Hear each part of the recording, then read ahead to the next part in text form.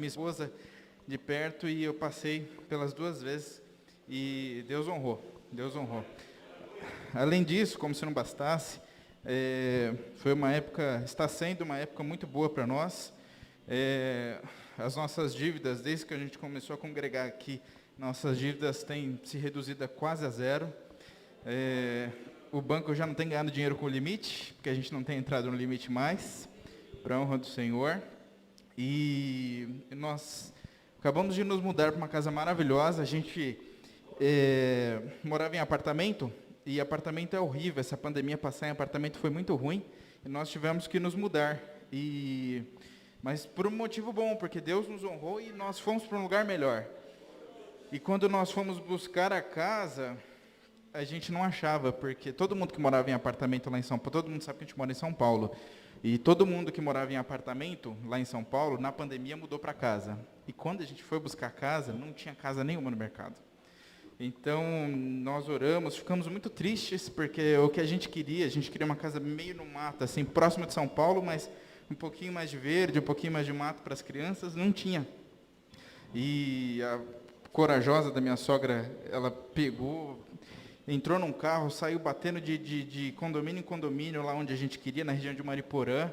Ela, juntamente com Deus, que ela orou bastante, encontrou uma casa maravilhosa para a gente criar os nossos filhos, com gramado, com terra, com sapo, que todo mundo sabe que eu odeio sapo.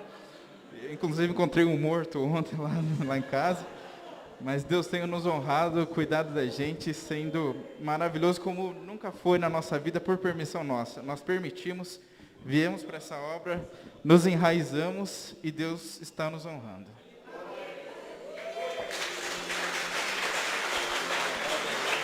Glória a Deus. Glória a Deus. Deus abençoa. O que o Felipe acabou de contar aqui é que Deus está pronto para fazer de novo. Amém?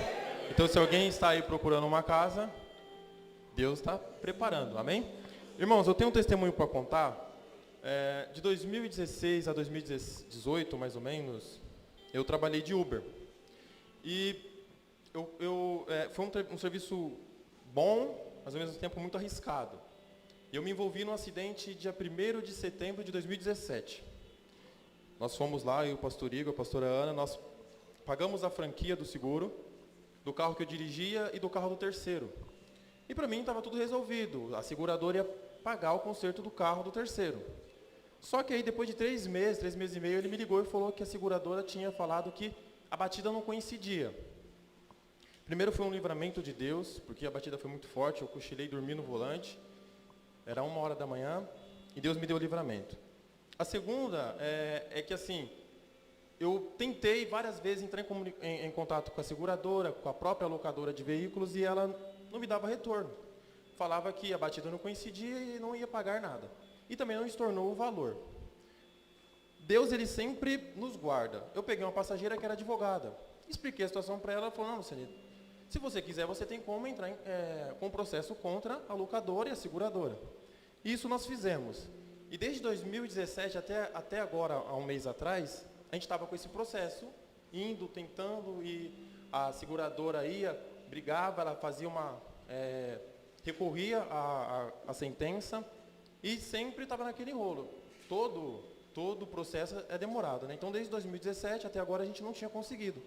Quando foi semana passada, ou 2 semanas atrás, a advogada me ligou e falou, olha, nós ganhamos a causa, a seguradora vai pagar o conserto do terceiro. O que ela me disse, ela falou assim, só, Lucinei, que o juiz ele não aceitou danos morais. Eu falei, tudo bem, o importante é só que o conserto do carro do rapaz fique bom, seja consertado. Então, graças a Deus, ela já transferiu o dinheiro, eu vou transferir para o rapaz, para a glória e honra do nome do Senhor. Essa causa saiu, porque eu fiquei muito preocupado. Por incrível que pareça, foi na Castelo, 1h da manhã, um rapaz que estava vindo da igreja, a gente trabalhou em 2008 junto. Nunca mais a gente tinha se visto e acabou acontecendo isso. E por isso que a seguradora, ela pensou que a gente tinha forjado a batida. Mas graças a Deus eu vou transferir o valor para o rapaz e ele vai consertar o carro, ou já consertou, mas ele vai pegar o valor de volta e a justiça foi feita. Graças a Deus, Deus a justiça divina é sempre assim. Eu sei que todos nós aqui temos uma justiça, uma causa na justiça. Talvez não física, mas espiritual. Onde o acusador vem todos os dias e nos acusa, todos os dias nos aponta. Mas lá em Lucas 18, Jesus disse: como essa mulher que ora todos os dias para que esse juiz, que não respeita homens, que não teme a Deus, todos os dias essa mulher vai lá e importuna o juiz. E esse juiz atendeu, de tanto ela insistir. Então, irmãos, se você tem uma causa na justiça, ela física, ela natural, aqui terrena, continue persistindo. Deus, ele é poderoso para fazer. Mas eu sei que todos nós temos uma justiça espiritual, onde o acusador nos acusa. Tenha certeza que tem um juiz justo e um advogado fiel ao nosso favor. Ele está julgando a nossa causa, amém? Então vamos perseverar. Eu queria fazer uma oração. Queria que vocês colocassem de pé. Nós vamos orar pelos enfermos, por algumas causas impossíveis, que para nós é impossível. O pai do pastor Igor, Silvio, ele passou mal e nós vamos interceder por ele. Ele está na UTI, nós vamos orar pedindo para que Deus haja da maneira dele, enviando a cura, porque o profeta disse: o Senhor Jesus levou sobre si as nossas dores e as nossas enfermidades. Então, aquilo não é dele e as enfermidades que nos atingem não é nossa. Mas nós temos que orar pedindo para que Deus envie a cura, amém? Eu queria chamar o pastor Anderson para fazer essa oração, apresentar o pai do pastor Igor e todos aqueles que se encontram enfermos nesse momento. E a igreja inteira ora junto, amém? O seu Mário, meu sogro, pai da pastora Regiane, a irmã Diana, vamos estar intercedendo por ela. Alguém mais? Amém? Pastor Anderson.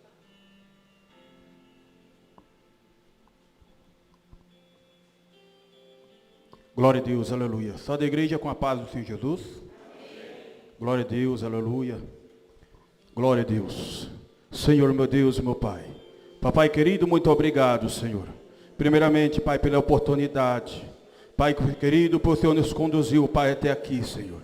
Para que nós possamos, Pai, dar o melhor, para que nós possamos adorar, se alegrar, Papai, com aqueles que se alegram, chorar com aqueles que choram. Meu Deus amado e poderoso, Pai, muito obrigado. Pai querido, por este domingo, a qual nós viemos reunir junto, Pai, com nossos irmãos, Senhor. Papai querido, num só propósito, Senhor, de agradecer, Pai, de te adorar, Senhor, a Ti, Senhor. Papai querido, desde agora, meu Pai, eu apresento, Senhor, a cada enfermo, meu Jesus, a cada um dos Teus filhinhos, Senhor. Meu Pai querido, que está até mesmo nos leitos, Senhor. Ah, Papai querido, até mesmo, Pai, por enfermidade, Senhor, eu apresento, Pai, no Teu altar. Senhor, o Senhor é o dono, Pai querido, Pai amado, do médico dos médicos. Senhor, meu Pai querido, coloca as Tuas mãos santas, as Tuas mãos poderosas. Meu Jesus querido, visita neste momento. Papai, envia anjos intercessores, meu Deus, para colocar as Tuas mãos santas, poderosas, meu Deus, sobre a enfermidade, Senhor. Meu Deus, para que haja cura, para que haja libertação. Meu Deus, para que haja renovo a cada dia mais. Senhor, vida, Senhor, que está mesmo, até mesmo, Senhor, meu Pai, afastado da Tua presença, meu Deus amado, enfraquecido na fé. Meu Deus, aviva, restitui, Papai, as forças do Teu servo, Pai, as forças da Tua serva, Senhor. Pai, no dia de hoje, para que nós possamos junto Te adorar, para que nós possamos junto, meu Deus, glorificar o Teu santo nome. Papai, eu agradeço, Pai, a Ti, meu Deus amado, pela minha família, pela família de cada um dos Teus filhinhos, Senhor, que se encontra nesta manhã. Pai, visita, Pai, o pastor, Pai do pastor Igor, Senhor. Pai, visita o Teu servo. Pai, eu não sei qual é a causa, mas o Senhor contempla nesta manhã a qual o Teu filhinho, Pai, necessita, Pai, no dia de hoje. Meu Deus, visita, Pai, alegra o coração. Meu Deus, restitui as forças para que ele venha ter fé, para que ele venha prevalecer, persistir, Senhor. Meu Pai, somente, ó Pai amado, ter fé em Ti. Meu Deus, Pai, até mesmo, Pai querido, para o homem, Senhor, pelos médicos, estão desenganados, meu Deus amado, mas por Senhor, ah, Senhor, meu Pai querido, o Senhor é o dono, Senhor. O Senhor que dá a última palavra. Senhor, meu Pai, visita, Senhor, meu Pai, a casa de recuperação. Meu Deus, visita, Senhor, a cada vizinho. Papai, nesta manhã, ó Pai, a qual, Senhor, meu Pai amado, passa, meu Deus, por uma situação difícil. Meu Deus, visita nesta manhã. Meu Deus, contempla no oculto na alma que o teu servo, Pai, que a tua serva, Pai, necessita. Pai querido, muito obrigado por tudo, por até aqui, Senhor. Pai, eu te agradeço em nome do Pai, em nome do Filho e do Espírito Santo de Deus. Amém e amém, Jesus. E as palmas bem alegres para o Senhor Jesus. Amém. Glória a Deus. Glória a Deus. Ainda de pé, irmãos, rapidinho. Tem alguns irmãos que nos visitam, cooperam conosco nesta manhã. É o irmão Enzo e a irmã Sofia, é isso? É isso? As duas crianças? E a Laiane. Laiane. Tá ok. Tá Laine lá. Deus abençoe a tua vida, as suas crianças. Como que a igreja recebe os irmãos? Sejam bem-vindos em nome do Senhor Jesus. É isso. Laiane, Sofia e Enzo. Deus abençoe vocês, a família de vocês, a semana de vocês. Vamos passar para a palavra. Pastor Wendel está com a oportunidade e que nós possamos abrir o nosso coração para ouvir a palavra de Deus.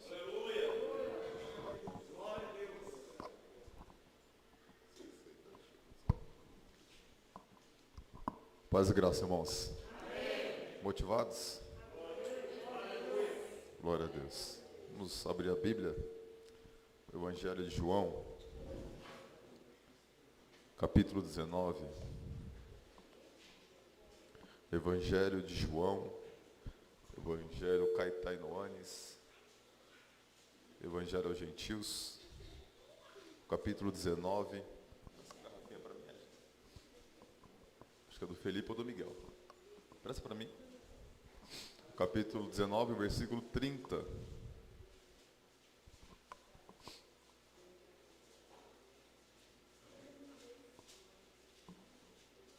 Quem achou, diga graças a Deus.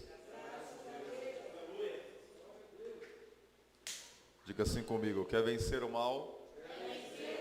Vem para a escola dominical.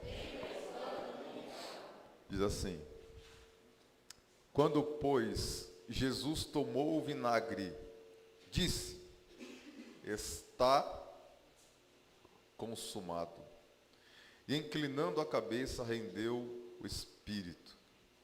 Pai, em nome de Jesus, autor e consumador da nossa fé, abre a porta da tua palavra. Prepara o nosso coração para receber a tua lei. Liberta-me da raiz da culpa, da amargura, da soberba, da prepotência, da arrogância, da altivez.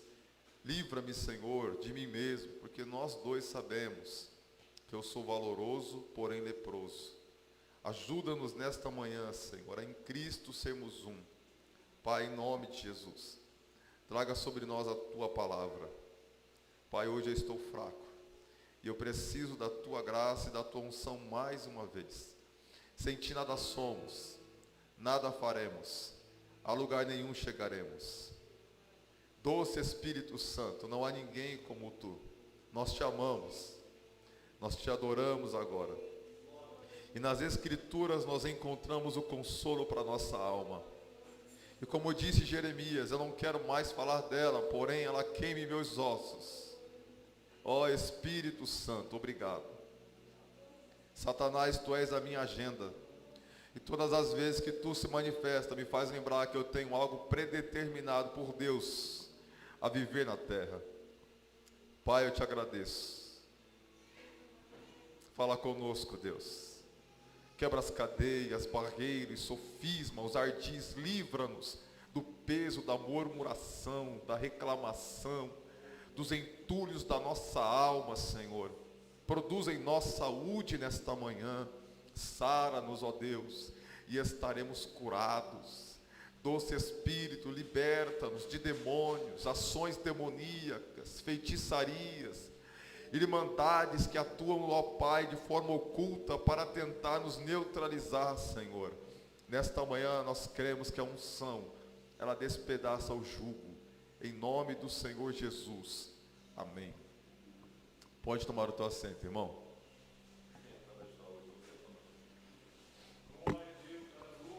Há 4 domingos eu preguei sobre o cordeiro, vocês lembram? O cordeiro e o carneiro.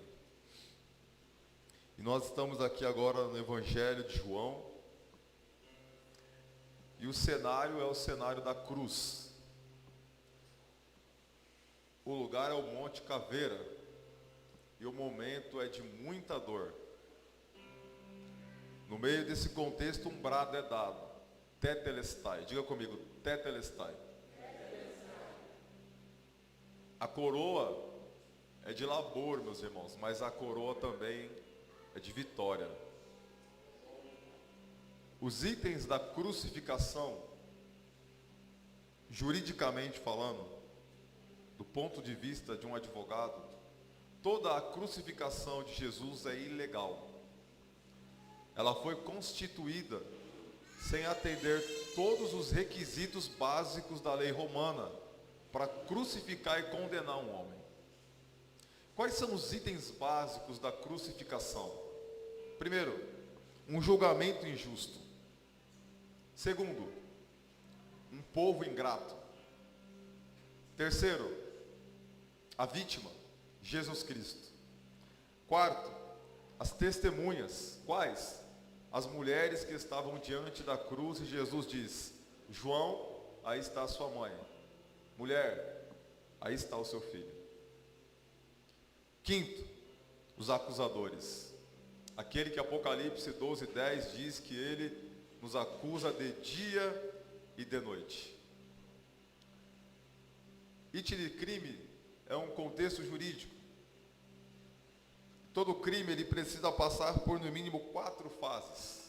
Primeira fase, cogitação. Segunda fase, preparação. Terceira fase, execução. Quarta fase, consumação. Por isso você vai observar que as viaturas de rota sempre andavam com 4 policiais. E ultimamente isso foi alterado pelo governo estadual e colocaram 3 policiais. Por quê? Porque em dadas circunstâncias, se algum homicídio acontecesse, por esse processo encaixava-se formação de quadrilha, por ter 4 pessoas ou mais. Então todo crime ele deve passar por esse processo. E a crucificação de Jesus, ela foi cogitada pelos fariseus, saduceus e pelo seu próprio povo. A crucificação de Jesus, ela passou pela preparação, mas eu digo aqui uma dupla preparação. Por quê? Embora os homens prepararam crucificá-lo, era o período da Páscoa. Então nada mais é do que o Cordeiro Pascal sendo preparado para a minha e para a sua redenção. Um grande pregador diz que a minha contribuição com a salvação é única, o meu pecado que necessita de redenção. Sabe qual é a nossa contribuição para a salvação? Somos pecadores e precisamos de um Salvador. A crucificação de Jesus, ela traz esses elementos.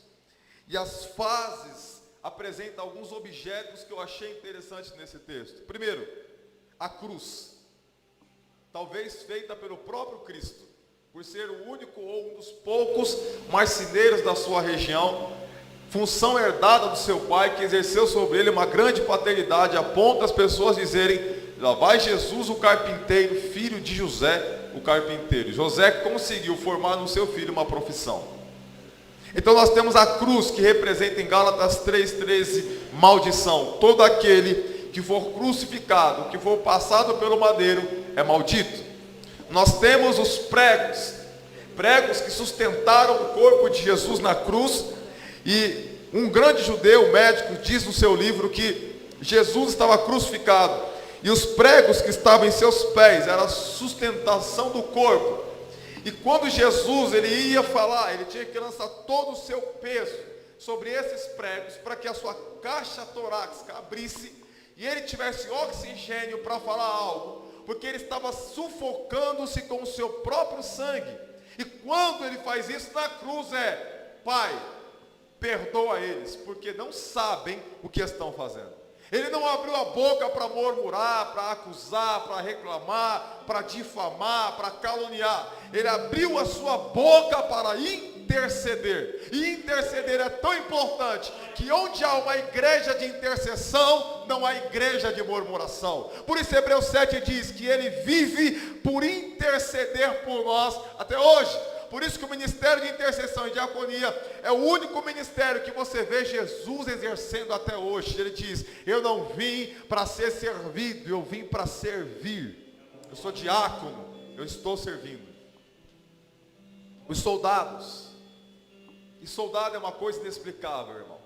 Soldado canta, soldado prega, soldado mata, soldado salva, soldado tem treinamento de selva, soldado tem treinamento urbano, soldado decora a lei, soldado tem procedimento, soldado costura, e aqui os soldados costuraram uma coroa de espinho. Segundo a geografia local do Calvário, muitas plantas espinhosas tinham naquele lugar com espinhos de 30 centímetros. E eles pegaram essas plantas e o texto diz que eles teceram uma coroa. E essa coroa foi colocada na cabeça de Jesus. E alguns historiadores dizem, como Flávio Josefo, que essa coroa tinha uma capacidade como a máscara de ferro. Quanto mais Jesus mexia a cabeça, a coroa com seus espinhos de 30 centímetros perfuravam a sua cabeça. O sangue escorria pelo seu rosto. Em João 19, do 23 em diante, diz que os soldados, ao tecerem a coroa, pegaram um pau, uma madeira, e ainda bateram na cabeça de Jesus. O sangue escorria de tal maneira que todo o seu tronco ficou repleto de sangue. Alguns crucificados, na sexta etapa desse procedimento, na sexta chicotada, para a preparação da crucificação, já perdiam todo o controle do seu corpo, fazendo ali mesmo a sua urina, as suas fezes, e perdendo toda a capacidade emocional e intelectual. A Bíblia diz que Jesus levantou uma quarentena menos uma de chicotada. Na ponta de cada chicote, pedaços de ferro e pedaços de ossos de animais pontiagudos, que ao bater nas costas do crucificado, rasgavam as costas dele, expondo o seu pulmão. Pois bem, é sobre isso que eu estou falando. É sobre alguém que foi crucificado por nós.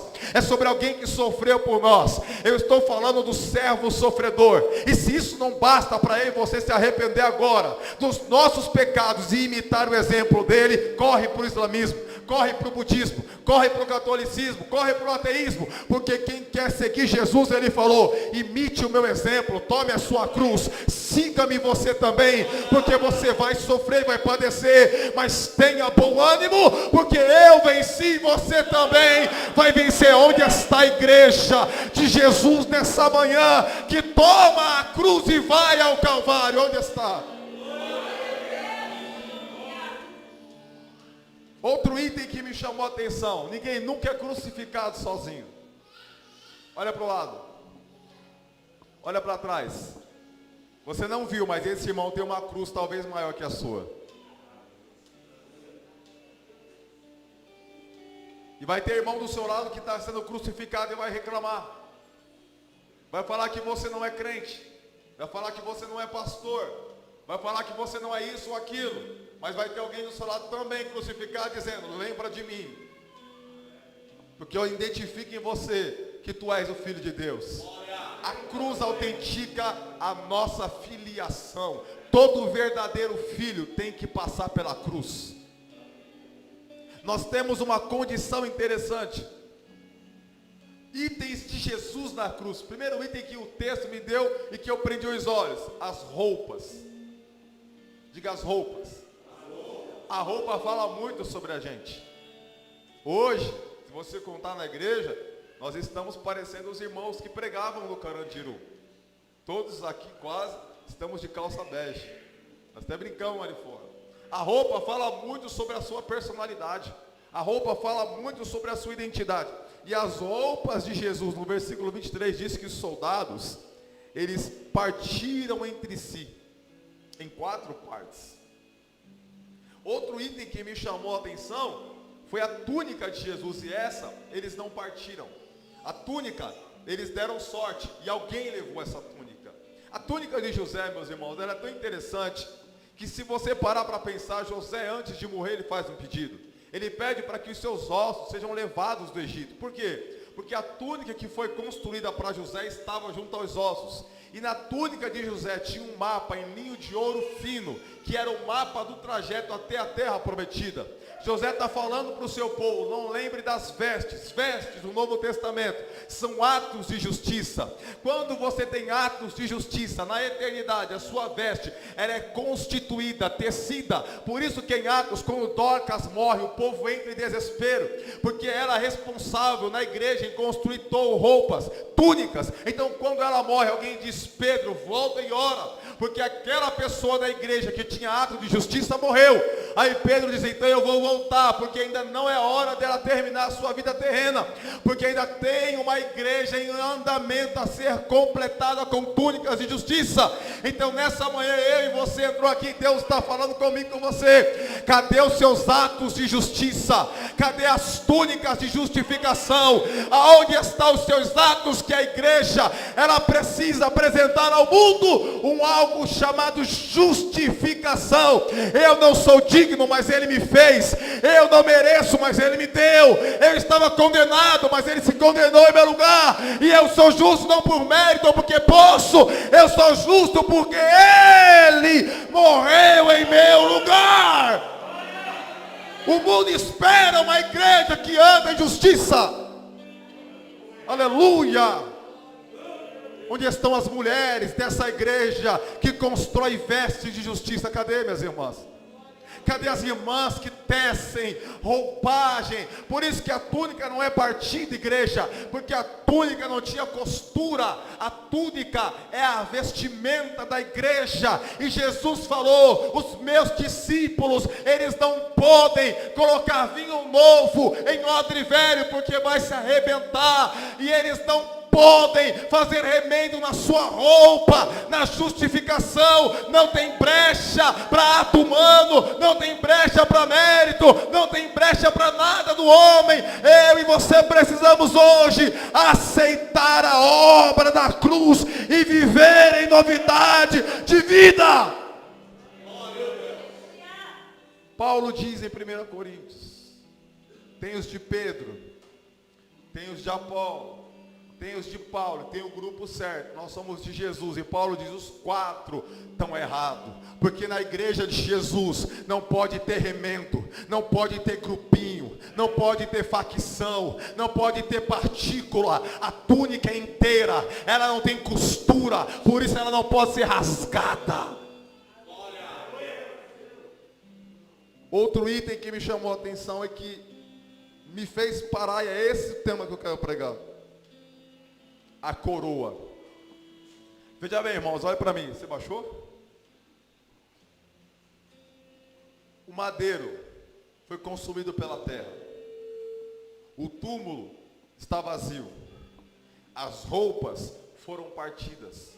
A túnica provavelmente virou objeto de museu. Está em Federal de Roma. Quando você for lá, você provavelmente pode ver algo disso. A pergunta que eu quero que você responda agora: onde está a coroa? Onde está a coroa de Jesus Cristo? Qual é o propósito da coroa? Coroa sem rei tem efeito? Rei sem coroa tem efeito? A coroa, primeiro, serve para quem é rei. A coroa de Jesus Cristo foi colocada como item de zombaria pelos soldados. Por isso Mateus, quando escreve o seu evangelho, Mateus faz questão de apresentar Jesus como Rei dos reis e Senhor dos senhores. Por isso Mateus fala para os judeus: vocês estão esperando a vitória vir de alguém com força bélica, filosófica, mas a nossa vitória vem do rei, que entra em Jerusalém, sentado no jumentinho, para reinar. Eu estou falando para você, que quando Paulo escreve a carta aos Coríntios, e ele diz que a cruz de Cristo é loucura para os homens, mas para os que creem é o poder de Deus. Porque os judeus esperavam a salvação do rei da religião, os romanos esperavam a salvação do rei da força bélica, os gregos esperavam a salvação do rei da capacidade intelectual, mas aquele que está lendo o Evangelho de João sabe que a salvação não vem da força, não vem do intelecto e não vem da religião, ela vem do Rei dos Reis e Senhor dos Senhores, que Apocalipse abre dizendo, ele volta, e termina dizendo, ele volta para governar as nações, coroado de glória e poder, Hebreus 2:9. Então Jesus é o nosso rei, e nós somos o teu povo, e temos que nos comportar como tal. A coroa, deixa projetado, Daniel, Salmo 8, se eu não estiver errado. A coroa na cabeça demonstra que Jesus era um rei que não tinha crime. A coroa destaca o motivo da acusação. Olha só, esse texto é tão rico, irmão, que em um ano a gente não consegue esmiuçar ele.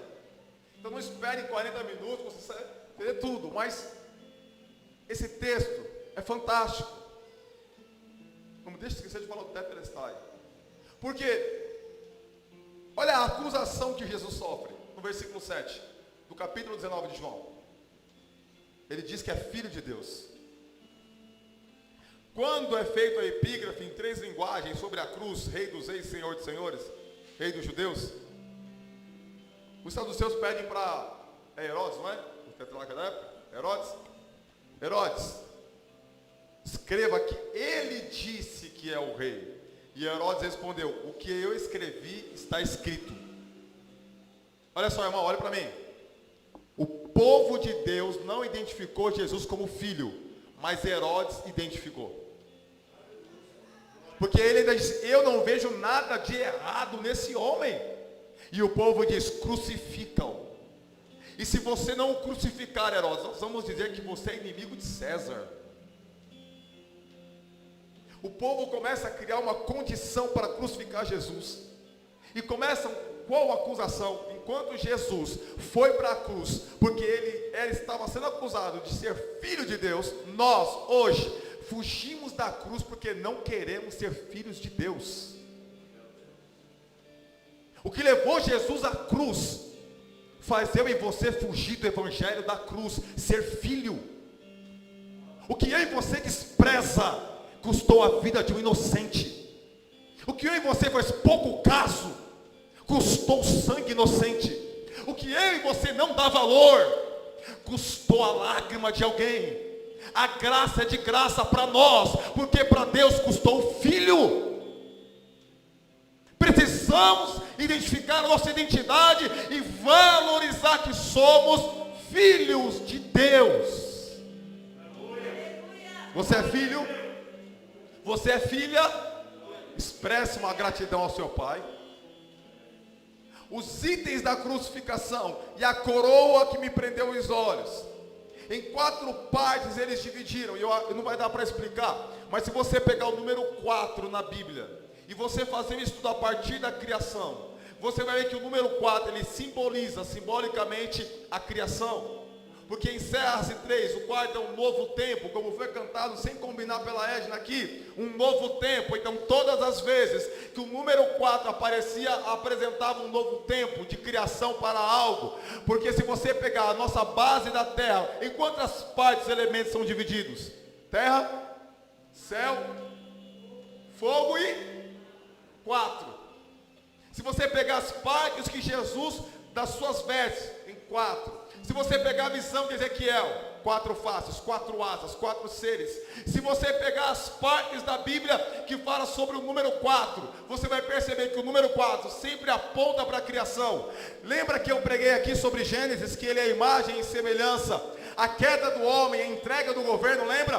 Quando o homem caiu, ele entregou a coroa do governo para o diabo. E aí lá no deserto o diabo vem tentar Jesus e fala, todo domínio eu te dou, porque a mim foi entregue por quem? Por o homem no Éden quando caiu. Quando o homem caiu, Deus deu uma sentença dizendo: olha, a mulher terá dores de parto e a terra produzirá espinhos e abrolhos. O espinho simboliza a queda do homem. Por isso, quando os soldados constroem uma coroa de espinho da terra, para eles era zombaria. Jesus está falando: para vocês é zombaria, para mim não, porque esse espinho significa que a maldição do jardim, que a queda do homem, eu estou trazendo sobre a minha cabeça, e estou redimindo a minha criação e dando a ela um novo tempo a partir do Calvário. Aleluia, glória a Deus.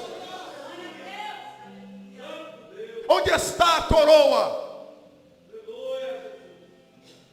A coroa de Jesus mostra para nós.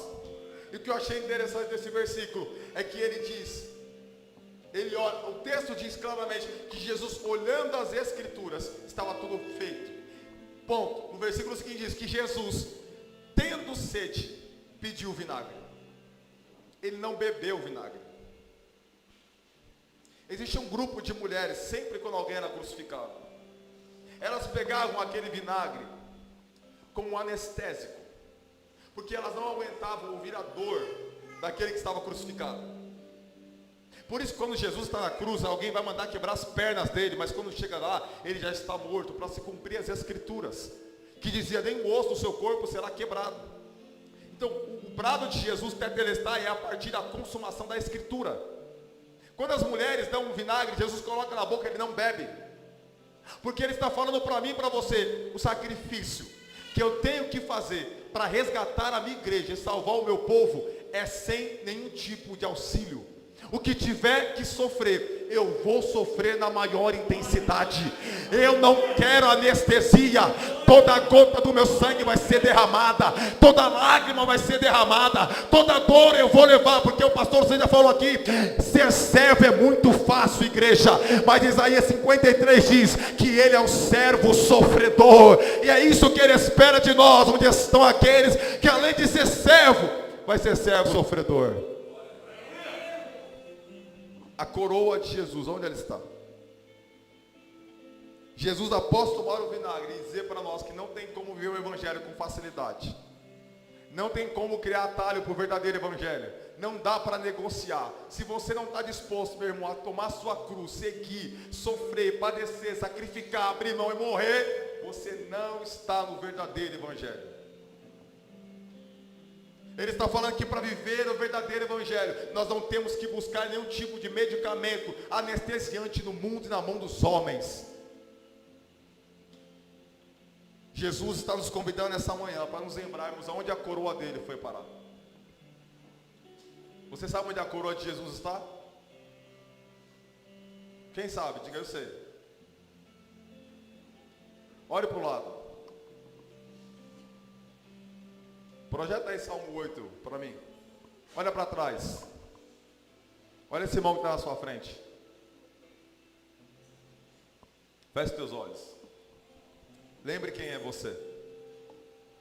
Você não é essa pessoa triste, desanimado, depressivo, amargurado, angustiado, endividado. Você não é essa pessoa. Derrotada, fracassada, rotulada, excluída, isolada. Você não é essa pessoa. Você não é essa pessoa mal-humorada. Você não é essa pessoa egoísta. Você não é essa pessoa que as pessoas dizem. Existem 3 opiniões sobre você. Continue com os olhos fechados. Existem 3 opiniões sobre você: a do diabo, a dos homens e a da palavra. E a palavra diz que você é a coroa da criação. A coroa de Jesus não está mais em espinhos. Salmo 8,5 diz: fizeste-o, no entanto, por um pouco menor do que Deus, e de glória e de honra o coroaste.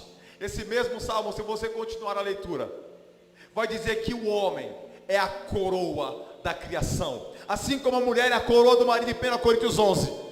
Paulo está dizendo para que eu e você, esposo, tenhamos a esposa como a coroa da nossa vida, o casamento como algo extraordinário, inegociável, e praticamente o simbolismo de Jesus e a igreja.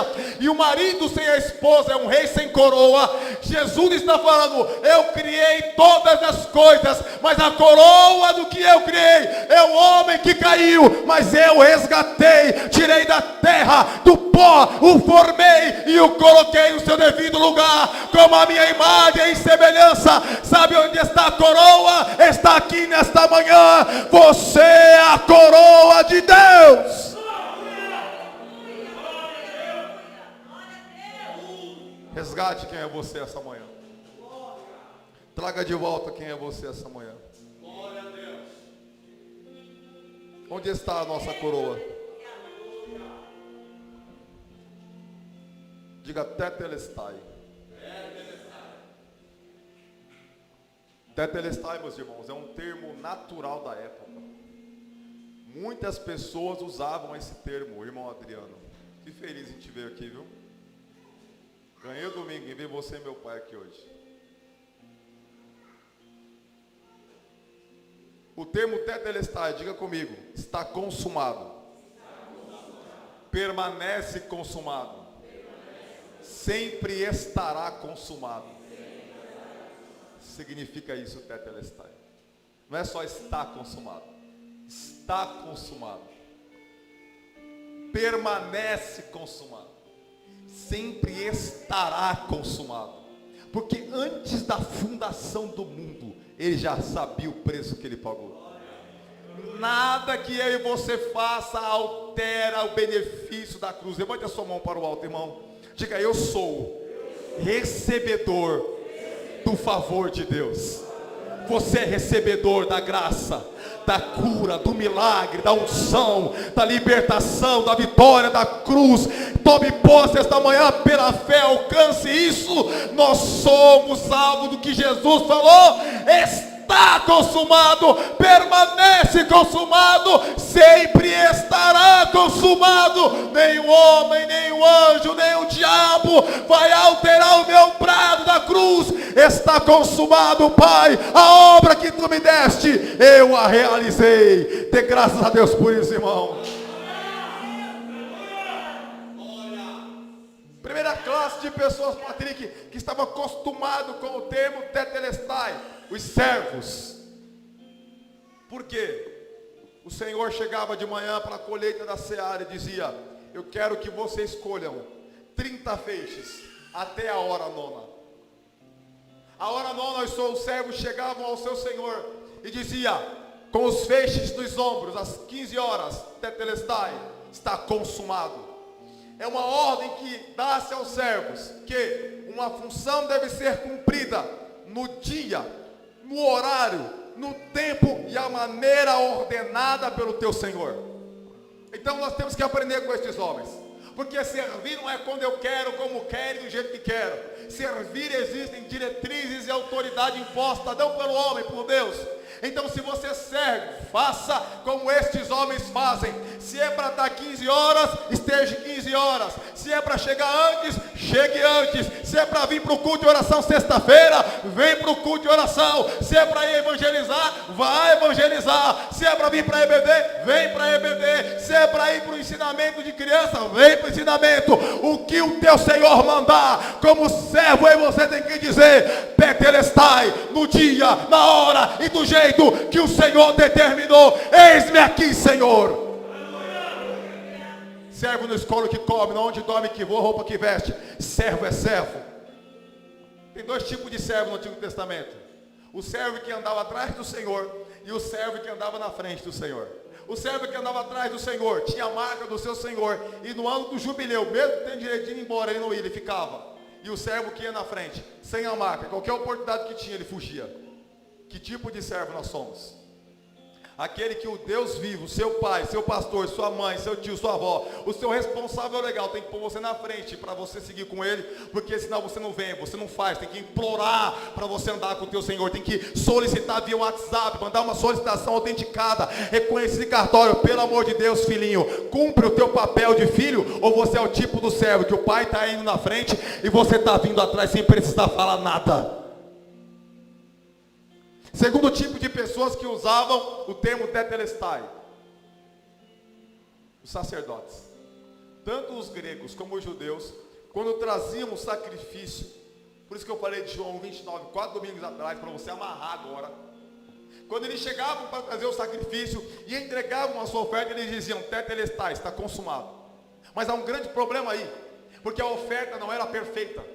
Mas quando Jesus, crucificado no período da Páscoa, entrega o teu espírito, ele é o Cordeiro Pascual, e quando ele diz tetelestai, todos os sacerdotes do mundo olham para ele na cruz. Diz, como assim? Porque o ano passado eu ofereci sacrifício, e eu estou vindo agora de novo a Jerusalém oferecer sacrifício, e o ano que vem eu vou vir de novo oferecer sacrifício, porque eu ofereço sacrifício aqui, mas o homem peca lá fora, e eu tenho que voltar o ano que vem para oferecer outro sacrifício. Por quê? Porque ele não é perfeito. Mas Jesus diz um termo a mais, dizendo, está consumado. A partir de agora, não precisa matar boi, não precisa matar pombo, não precisa matar cordeiro, não precisa matar ovelha, não precisa matar bode. Eu sou o cordeiro que tira o pecado do mundo de uma vez por todas. O teu pecado de amanhã, irmão, está na cruz de 2000 anos atrás, estará sempre consumado. Por isso esta manhã reage, assuma a posição de filho, assuma a posição de santo, entra na posição que Deus te chamou. Terceiro, os artistas. Os artistas, eles usavam o termo tetelestai. Eles pintavam um quadro. Eles davam um passo para trás, olhavam a sua obra-prima e diziam bem alto, tetelestai, consumi, terminei o quadro da minha obra.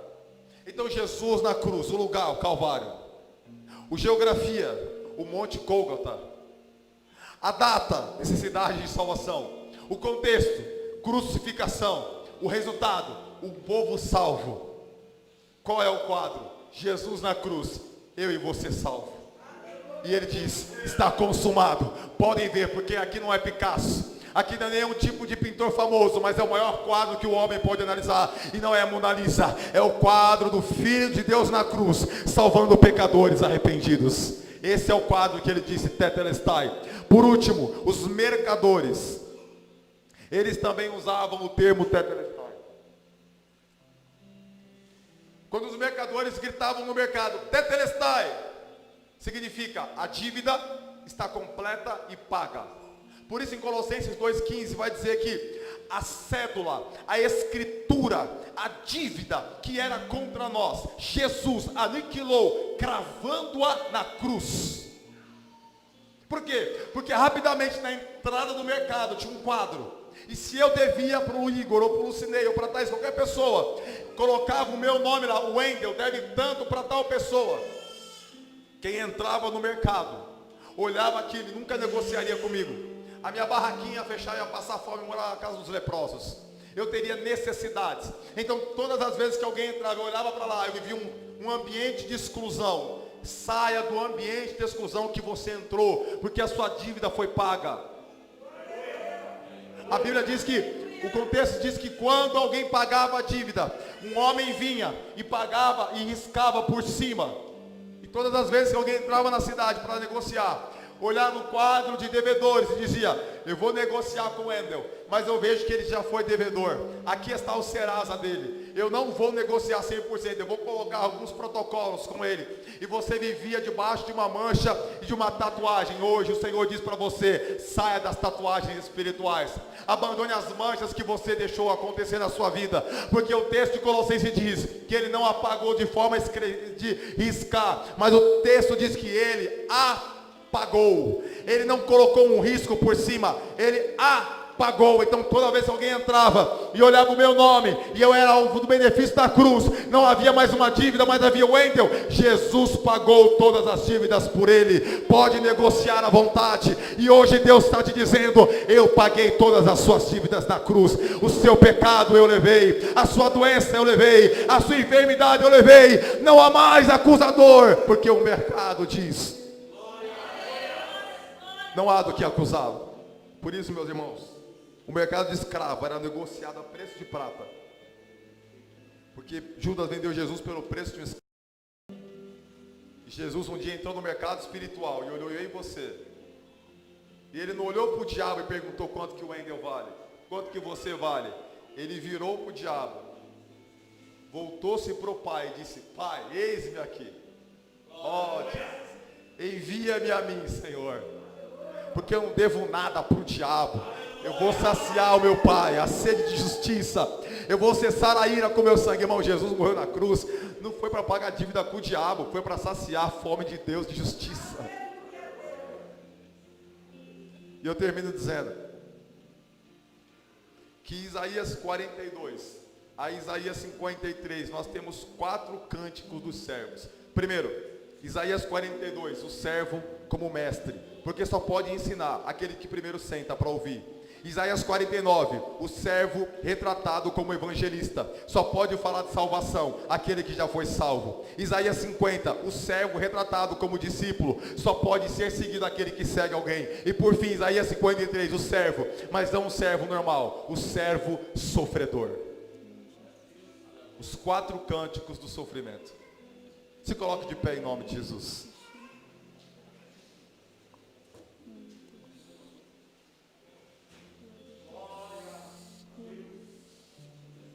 Glória a Deus. Diga, está consumado. Está consumado.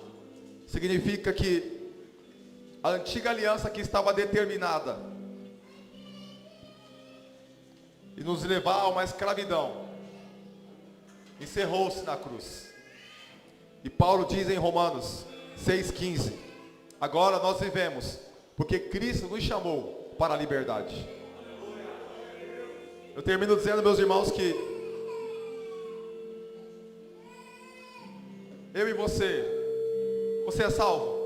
Amém. Permita-me deixar uma profecia manuscrita para você. Levante a sua mão, permita-me. É simbólico isso, não é coisa de neopentecostal não. Respeito, mas não é. Mas eu creio no ato. Nós somos a coroa, mas isso não é mérito nosso, não nos faz deuses. Continuamos sendo filhos. Por isso que ele diz, rei dos reis. Quais reis?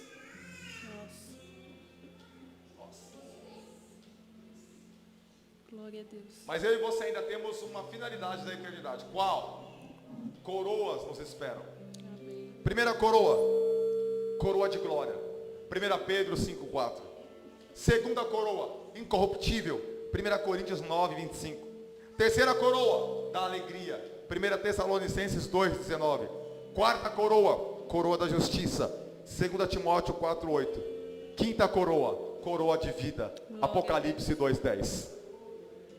Essas coroas estão reservadas para aqueles que hão de entrar na eternidade pelo sangue e a graça de Jesus Cristo. Uma sentença de hoje é: a palavra mais importante do Evangelho não é faça. A palavra mais importante do Evangelho é está feito. Eu sinto o doce Espírito Santo convocando esta igreja a se levantar. Amém. A caminharmos no poder de Jesus Cristo. A nos unirmos em um só laço, como a túnica, sem costura, sem remendo. E a vivermos este evangelho genuíno. Eu estou emocionado, irmãos. Eu estou chorando por dentro. Porque Jesus, quando nos confronta com sua palavra, é porque ainda somos filhos. E Hebreus diz, olha, o pai corrige o filho que ama. O Senhor hoje nos corrige em amor, dizendo, filhos, levantem essa bandeira. Tomem a sua cruz, caminhem, caminhem, caminhem, caminhem, caminhem. A cruz passou, as túnicas levaram, as vestes partiram, o túmulo está vazio, mas a minha coroa caminha sobre a terra para expressar a minha glória, o meu reinado, o meu louvor. E Apocalipse diz que ele voltará. Vamos adorar Jesus com um hino agora e com as nossas ofertas financeiras. Jesus está aqui hoje. Doce Espírito. Aleluia. Vamos louvar o Senhor hoje com toda intensidade. Meninas, deem lugar, por favor. Não oscilem, não vacilem, não titubeiem. Deixa o dom da unção fluir. É a unção que quebra o jugo. Vamos louvar o Senhor nessa manhã.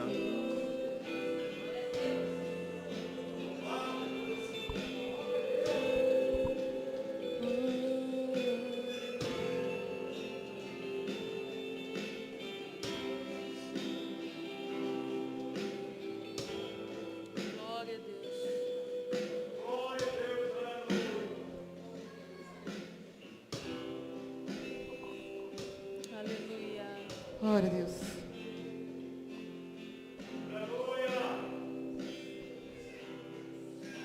Glória a Deus.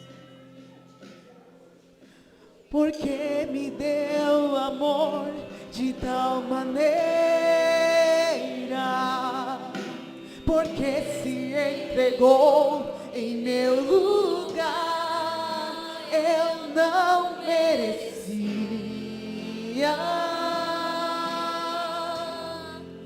eu não merecia.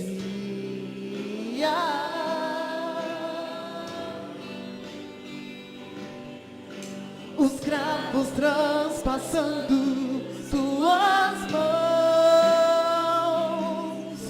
os cravos transpassando os seus pés, Jesus ensanguentado morreu por meus pecados, viveu por me amar.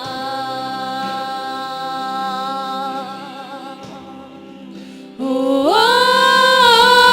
oh, a cruz está vazia. Oh, Jesus não está lá. oh, seu corpo ensanguentado morreu Por meus pecados, viveu por me amar.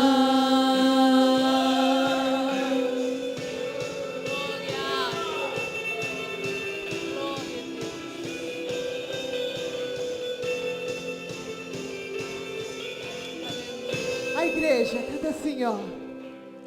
Porque me deu amor de tal maneira,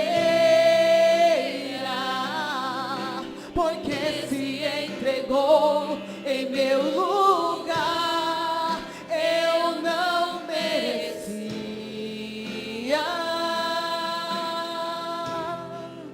eu não merecia.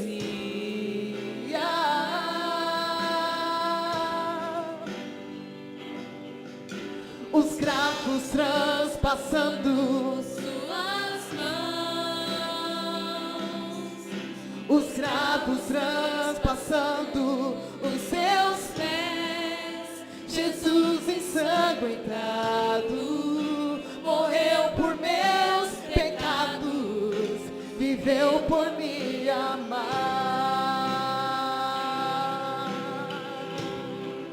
oh, a cruz está vazia. Oh, Jesus não está lá. Oh, seu corpo ensanguentado Morreu por meus pecados, viveu por me amar. oh, a cruz está vazia. Oh, Jesus não está lá. oh, seu corpo ensanguentado Morreu por meus pecados, viveu por me amar.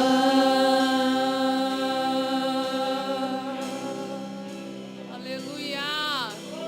Eu sou livre pra viver a eternidade com meu Deus.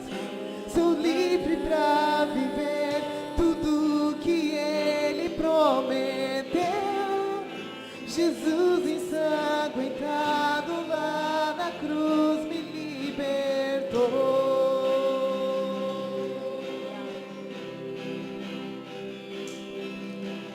Eu sou livre pra viver a eternidade com meu Deus. Sou livre pra viver tudo que Ele prometeu. Jesus ensanguentado lá na cruz me libertou.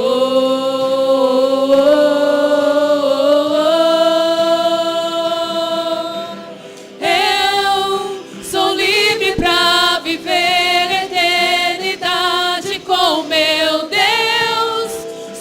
livre pra viver tudo que Ele prometeu. Jesus ensanguentado lá na cruz me libertou. Oh, oh, oh, a cruz está vazia. Oh, oh.